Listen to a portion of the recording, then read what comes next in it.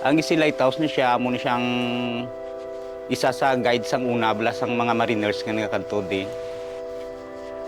Sa nakita namon sa istorya ni start niya siya gin-construct sang 1857, then una ni siya nagsiga sang 1894. Kag isa gid ang mga nagainagi sang una nga mga salakyan la pang dagat.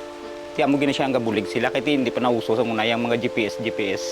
Kay sang una sunod sa mga kamalaman namon di sang na-construct na ni sa daw open na sa ang caretaker ta diri na sa amon. Amon pista ko no diri na sang una ginaheld, dason may mga reyna na sang una diri na siya ginaheld sang una. Kay ti tama gyud siya ka ano bala nami isang lugar para dira. Din ang lighthouse sang una, siyempre pag construction ni damo man nga taga diri nakabenepisyo sa amon. Di siyempre Espanyol ni sa sang una ang nagpatindog. Parte sa mga laman guro iban nga mga lahi namon mga Espanyol iban.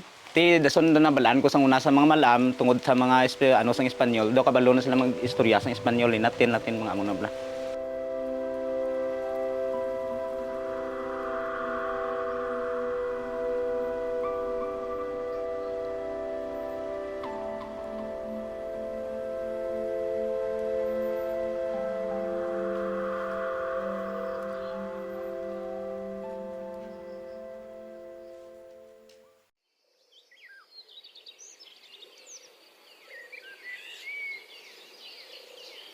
Kaya sang uli, isang na-turnover na ning lighthouse sa Guimaras gidya.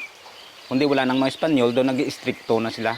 So, parioso buong Coast Guard ang guyat. Siniti daw istrikto na katama ang partidra. Bisan guba na ni siya, gabulig mang Yapon sa mon. Ay tungod sa mga bisita, bala mo lighthouse subong, dalagin ni siya sa itinerary sang lantor sa Guimaras. So, mag-aubra kami souvenir nga lighthouse, makabulig na sa mon. May mga vendors kami dira nga nagabaligya sa mga product kamo na kay dala sa itinerary. Dako gid mabulig sa mon. May ara sa area nga hindi na naton pwede pakadtuan sa tao. Kay delikado na gid siya.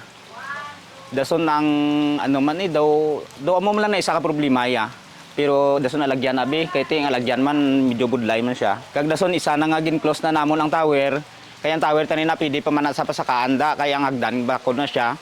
Pero tungod sa kadugayon na niya sa kaluma na sang ano gin close kinanamon nga hindi na pwede pasakan. Kay delikado na siya. Amo na siya. Ang lighthouse may ara kita tatlo ka tower. Amo lang niya makita naton pirmi ang daan, ang bago nga sa solar. Pero may isa kita dito sa babaw nga wala namon na ginapakadtuan kay ang ano bala ang gamit do hindi siya pareho ka bakod kumpara diri. Amo na siya sang unang tower nga nagagamit sa Mercury. Ang Mercury ang purpose sa Mercury nda ang iya suga dira naga-float sa Mercury. So amo nang term nila nga ang caretaker sang time nga na duha ka bilog. Amo na tawag nila sir nga torero. Ga-shifting na sila. Kay dumduman sa mga relo mga ginakwerdasan. Amo nang ila pag nga ga-shifting sila na kay every 6 hours ginasaka na sa babaw ng kwerdasan. Amo na siya ang nagadala sa suga nga ginapatiyog. Amo na siya ang nagahatag sang source sa suga nga gatiyog siya sa ibabaw sa Mercury na siya. So garing ang isa ka tower do hindi naton makita kay kumo nga delikado na siya nagsiyok na sa. Pero tatlo ang tower sang Gising Lighthouse, tatlo na siya.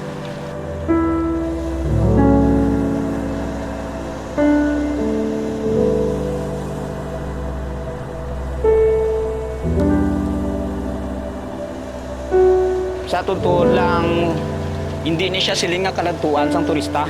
Bali, sang nakita naman nag-stop ang amon heritage cottage to, ginpabayaan na ni. Kaya ti complete ano siya mong nang amo to nga gin-stop na ti complete na ginpabayaan. Siyok-siyok kini sang unaya. Wala na ni ginasudlan sang tao, wala na ni sudlan sang turista. Pero sang time nga gin-istorya ko ni Ma'am Cecil as a head sang tourism sa Nueva, ginhawanan namon ni voluntary lang sir. Wala sweldo, wala kami may ginaasahan nga may matag sa mon. Bali sang paghawa na muna, daw okay na tanan, gimbuligan namon. Hasta nga napasulod sang may vlogger nga nagsulod. Ginsudlan sa bisita, hasta nga nagamatamat nagdamo ang bisita. Nga sinulod dire. Mariet sa kay si Oksa. To inakadlawan kami sa una sa mga tao, dira nga obra nila gatungit mga sa gilid. Nakadlawan mano kamo to. Ti may pamilya ka man, ti okay lang kung may donation ka kaon. Wala, hasta nga nag-testing kami baligya butong, hasta nga nagbubuligya souvenir sa tanan man nga kadto pag nagabisita de. Importante gid basura. Mula na gid ang istrikto ginamon ang basura kay ti bisan tuod nga may ginasilduhan di ang barangay para gapang limpyo. Pero kundi sila magbulig-bulig ti wala gid mahimo gyapon. Kag ang protektahan lang ang isa gina ang vandalism isa gina namon nga ginabawal diri.